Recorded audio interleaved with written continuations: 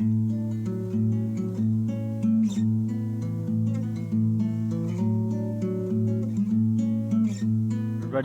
welcome back to Conscientious Omnivore. My name is Al. And forever again since the video. Sorry for the wind noise. I don't know if any of this will be audible.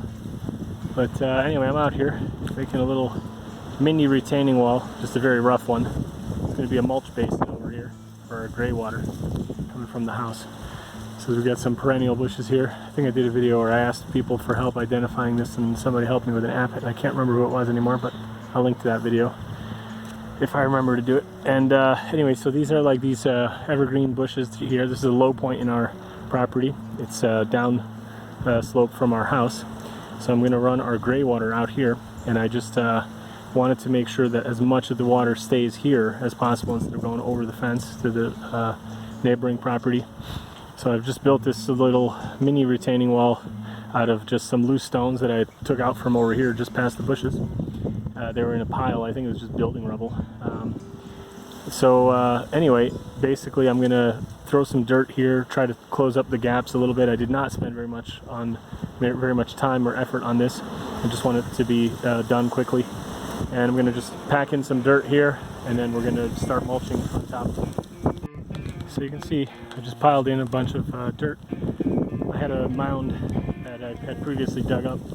It was pretty rich soil, and just the weeds and flowers started instantly growing through it. It's been sitting there for a couple months. So basically I just put everything up close to and a little bit on top of the rocks.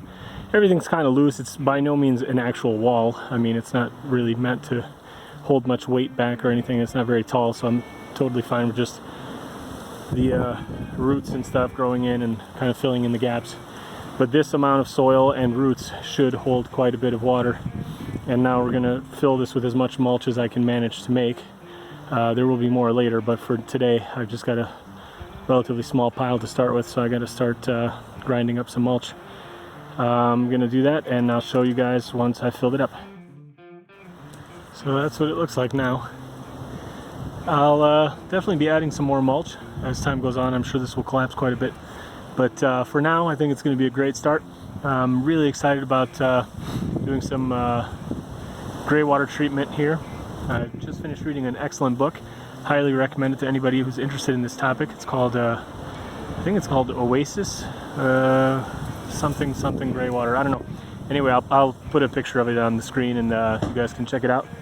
Definitely really excited about this. As you know, we use the composting toilet here on the property, so we're not going to have black water. We'll just have gray water from the shower, sink, and the potentially, washing machine or dishwasher. But those aren't even a guarantee yet, but we'll see. And yeah, so I'm pretty happy about this. I'll keep an eye on it. Might have to add some soil here at the sides. I'm going to throw some water on here, I think, just to get it started. I have a bunch of well water pulled up. I'll just dump that here just to give some of this greenery a chance to revive a bit. I'm sure it had quite the shock from me just ripping it out and putting it here, but I think this will hold up pretty well. Got a decent amount of soil all around the rocks here on the side, so that should hold.